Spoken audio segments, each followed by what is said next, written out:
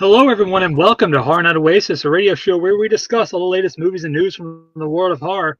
Join me tonight to kick off this epic month-long series is my co-host Ian. Ian, are you there? Maybe. Yeah, I tell you, man. But we are here and we are ready to kick off one of our favorites, which we've mentioned in the past few episodes leading up to this special occasion, is the Halloween Grab Bag Marathon. And I'm always pumped for this series of shows and just to reach into the bag and pull out whatever comes our way. You know, if we find out if it's going to be a trick or a treat or if it's good or rotten. And that is what we're going to be doing off here in a minute with our first film of the evening. Um, that film is going to be, I might as well, we're just going to kick it off because why not, Ian? Wicked Season just came out last year by And I director got the Samuel poster on Hahn. time. There we go, Ian. Ian on top of it this today. So Wicked Season's one of those where it's not technically Halloween. It's just taking place on Halloween. There's no like anesthetics. It just takes place in a insane asylum, but it's Halloween adjacent in a sense. But we are introduced before we get introduced. Basically, the gist of the film is based off the serial killer Alton Crow, and 10 years prior, I believe it was 10 years, he was on a murder spree, doing these various ritual-like killings. From very, the varied in the location where the murder happened. And we had our detective, well, at the time he was detective, now he's a sergeant, Sergeant Hughes. I'm just going to call him Mike. It's easier. So Mike basically stopped Alton Crow from his killings, and he got locked away into this insane asylum, basically. And again, 10 years later, he's dead. And so it's modern time, and there's a copycat of Alton and doing the same ritualistic killings.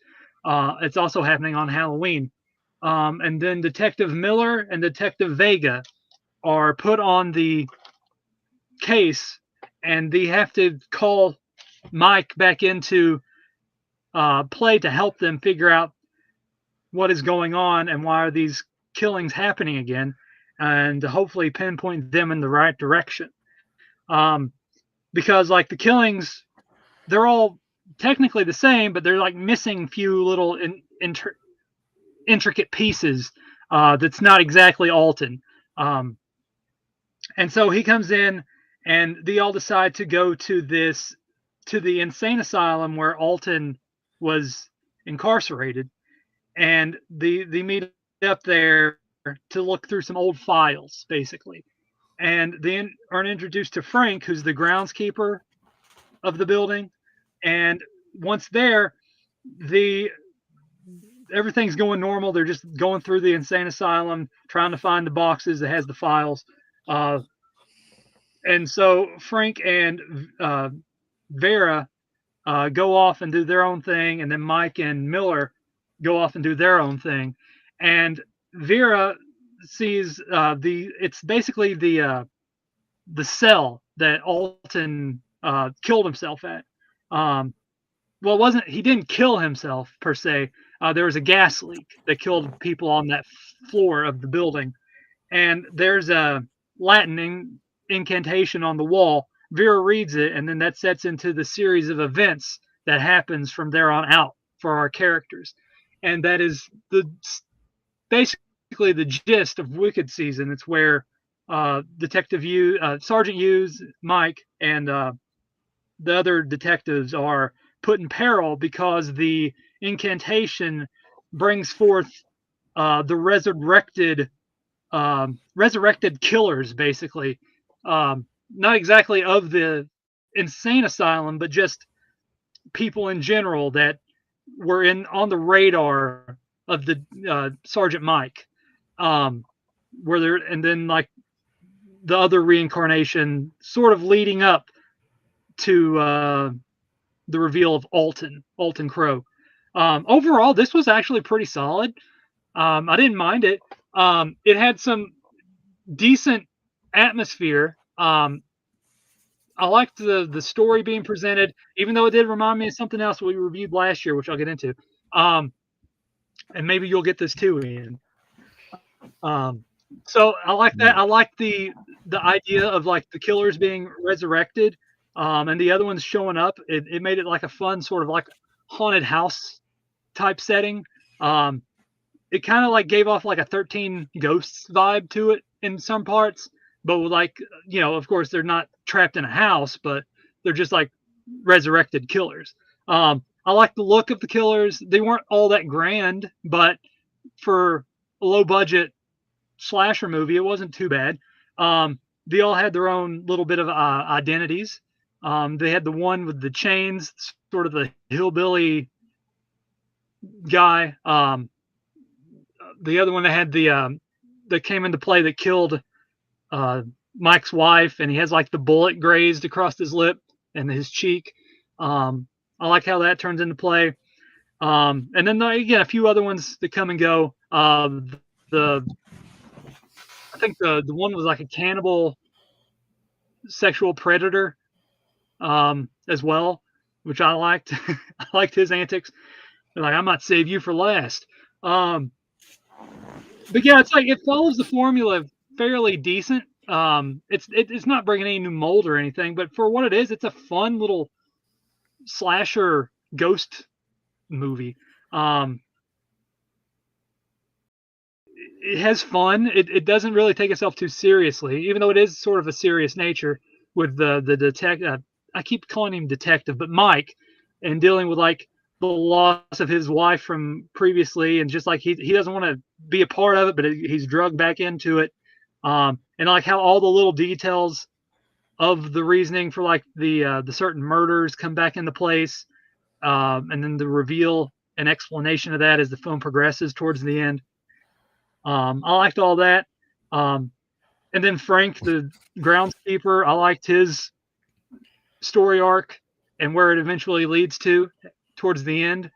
So yeah, I had fun with it. It just, I think it had a stronger beginning than a final act.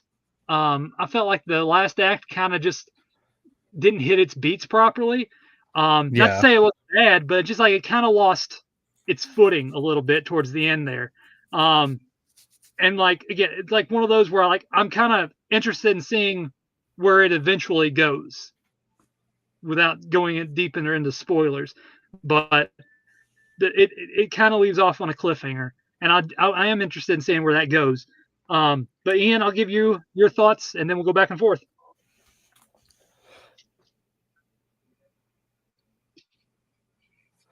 Well, trying to think of how to put things. I enjoyed it. I thought it was a very entertaining movie.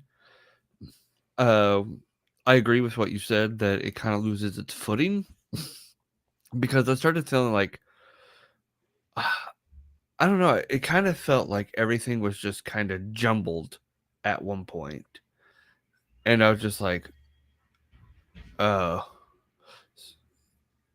like, what's going on? I was like, wait, what's going? I was like, it just felt like everything was happening kind of fast, and I was like, okay, can we slow this down a little bit because I'm starting to lose what's going on. But other than that, like, I I thought it was a fine movie. The plot with like the whole like the killer and trying to like the spirits and everything, I thought that was really interesting. How they just kept popping up. And I do agree because I was also thinking it felt like 13 Ghosts. Which was an interesting choice for a movie like this. But I really am interested to see where this goes. I do hope they follow through with a sequel and seeing how this is like the beginning of the end of everything. Mm-hmm. I was like, okay, you have me intrigued for the sequel. No, I'm right there. Like sometimes, like some of the sequels don't actually go to fruition. Like Nailbiter, which was a sort of a werewolf movie that came and went, and then, like they were making plans for a sequel, and that still has never happened, and that leaves off on a good cliffhanger. So you're always hoping. And this again, this is the guy's directorial debut, and so for the first feature, I mean, it's definitely ambitious and definitely throws a lot out there. For a first feature. And so if they keep it up, like I'm going to be intrigued for the whole resurrection process from this point on, and then the eventual end of everything, as you said. As it there's just like a lot of opened storylines that aren't finished yet, and it's definitely again, it leaves it off on a good cliffhanger there. Where it's like, no, we're not even close to being finished yet. So I'm definitely interested in see where it eventually leads to. And I was, like you said, the 13 Ghost aspect. But what it reminded me of was we reviewed it last year, and it was our Boneyard special. It was the diary killings, and that one also involved a serial killer from the dead rising back up from an incantation, and then like also he was like in a cult, right? And they had like basically it's like the sort of the same plot, but just like a little bit more of a budget thrown at it, with the diary killings. And of course, the killer isn't a knockoff Michael Myers in a Jason's, in a Jason Goes to Hell, or not Goes to Hell, but the New Blood get up, with the Jason suit and mask. But still, like I liked the film. Like at some of the, like you said, some of it is a little hit and miss, especially like all the killers getting resurrected, and you're just kind of wondering, like, another thing that's kind of not made clear is like basically all the series of events happening is laid out that Alton had predetermined.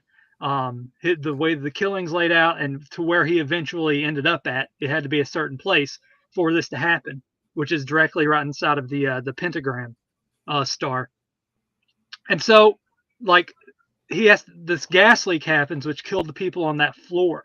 And I was thinking, like, are these the reincarnated people that was in that floor that's coming back? But then it comes into play that the one killer that killed Sergeant Mike's wife, he was, like, I thought he was dead already. I thought that was supposedly he was dead, but it's just one of those where it's like it's not exactly too clear if it's just killers rising up because of evil, which is a good, it's one of those plot devices, just because evil, and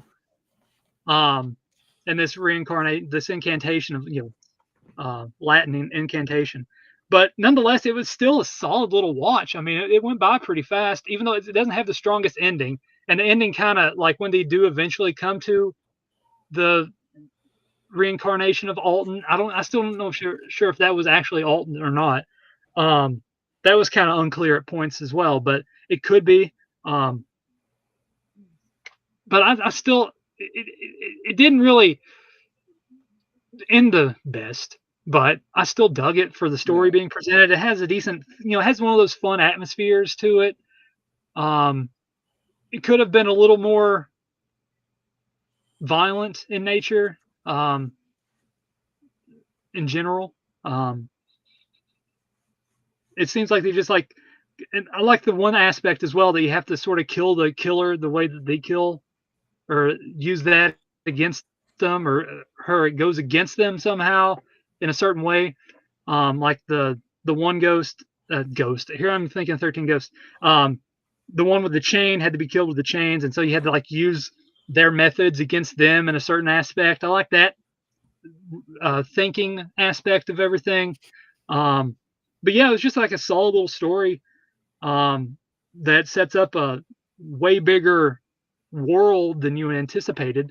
And there's a strong ambitions nonetheless, and I think it's not it doesn't have the strongest ending as it does the beginning, because the beginning really pulls you in. But I still dug it for what it was, and I had fun with it. And it's not, again, like I said, it's not breaking any new mold. Like if it's like, again, people going into an insane asylum or just like a haunted hospital and they're getting attacked, it's kind of reminded me of the Task. It was one of the After Dark horror movies where they go into a prison and it's supposed to be like a Fear Factor sort of ordeal. But then like they do this something and then they bring the spirits of the prison back to life and it starts attacking them. So it's kind of reminded me of the Task. Of course, the diary killings, which again only me and Ian's going to know about because we're the only ones that's watched and reviewed that film. So if you want to go back and listen to that review of the diary killings last year, to get the full story of that film. But yeah, like this one, it's still fun. I mean, it's just a solid little watch. It's a solid time waster. I mean that in the best way possible. I don't mean it's a time waster. I just mean it's a solid watch for like, it not exactly hits the beats of Halloween or October. I mean, it just takes place around Halloween. You have like a little bit of a party at the beginning with people in costumes, but that's about it. It's just one of those, it happens to take place on Halloween. And that's the same thing with like diary killings. It just took place on Halloween because that's when he was resurrected. But yeah, it was solid. It was a decent watch. I mean, it's like if you like something like See No Evil with Kane, I mean, it's sort of in the same vein as that almost. With just like added like a 13 Ghosts vibe to it, with the serial killers. But yeah, it's a solid little watch. Yeah. No, I absolutely agree. Like, it was pretty all right. Like, I was just not gonna lie, when I see posters like the movie poster that this is, I'm usually like, ugh. I mean, it's not a bad poster. It's just, out of all the movies we've watched, I've learned to be weary about posters. And I was like pleasantly surprised because, a lot of these movies, especially movie that came from Tubi, they're usually not the greatest. But yeah, no, it was a fine movie. I thought it was interesting and I want to see where it goes. Yeah, there's a few little hiccups here and there, but most movies have that. I mean, it wasn't like it was, it had a good lore. It told us what it needed to tell us, did what I feel like they needed to do. I think it just needed to be tightened up just a tiny bit, and it's not like it was, nonstop violence at, the whole time. So like it gave us like enough to feel, like it was earned and not like just trying to force itself to be something that it wasn't. So kudos to this movie. Yeah, especially for a first time feature. That's what this was the first time. Yeah, he was first time. Oh, damn, I didn't even. Like I said, I mentioned that like it's very ambitious for a first feature, and then like to continue on that, with like what eventually hopefully happens in the sequel. No, like this was like a veteran movie, honestly. I don't know why I had some kind of disconnect with that. Probably because it's like it doesn't feel like this is a first time movie. Like this feels like somebody knows what they're doing. So, hey, that's fantastic. But so I think now it's the time where we compare the film to Halloween Candy, and this is one of those where I forgot to think about it earlier. I did too. Like, I'm like, oh yeah, we do compare these to Halloween Candies, or I would have had this picked out earlier. And I was just sitting here trying to think of what to compare it as, and I guess because it's good on its own, but it needs a little more pizzazz in a few little areas. It was just a little bumpy in little areas. I'm gonna go, like I said, it's good. So, but it felt like it's missing a bunch of stuff. So I'm going Three Musketeers because it's good and it tastes good and it has all the elements that there, and it's filling for the time being. But there's definitely something missing to make it more impactful. But it's still tasty. So Three Musketeers is my choice. Trying to think of a good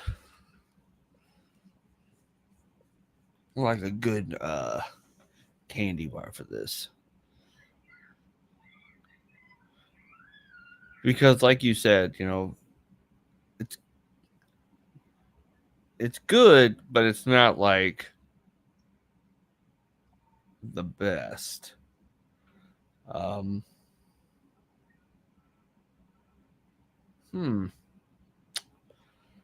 think I'm going to go with a Nestle Crunch Bar. Because they're good, but it's like they're good. Like I love eating them, but like I usually eat those after I eat all the Reese's and everything else. So yeah, no, I think that's a good thing. Plus, it's got a little crispy, and sometimes, there's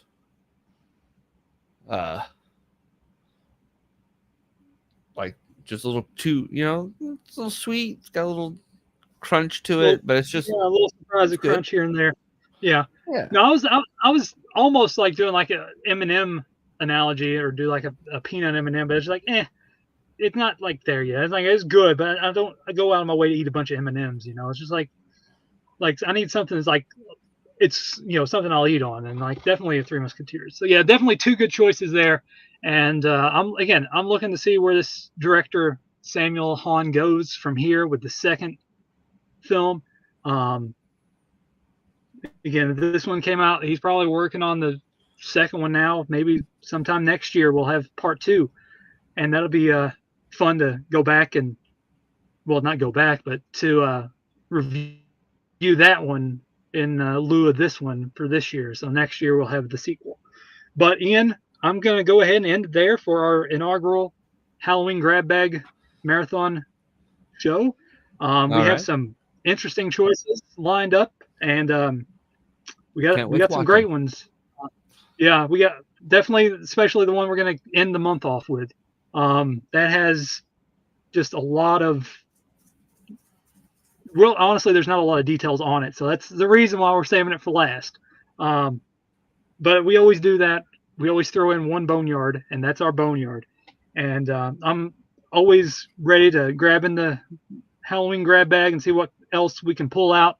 And luckily, we pulled out a pretty decent one to start off the marathon. So let's see how that goes, because we know sometimes it starts at a high and then it just hits the lows like falling on concrete. It's just like, yep, that hurt.